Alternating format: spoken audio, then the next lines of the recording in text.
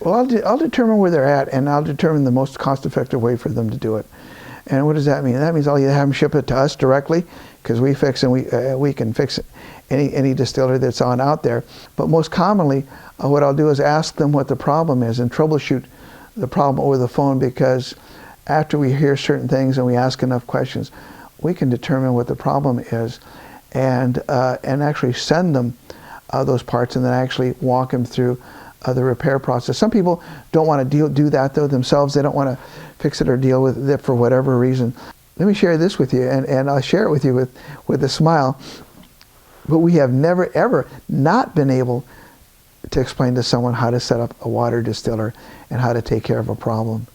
So people can be confident that no matter where they're at, and we send many outside the United States out to other countries, no matter where they're at, that we'll be able to share with them on the phone or through some form of communication, email, and resolve any sort of issues or maintenance issues.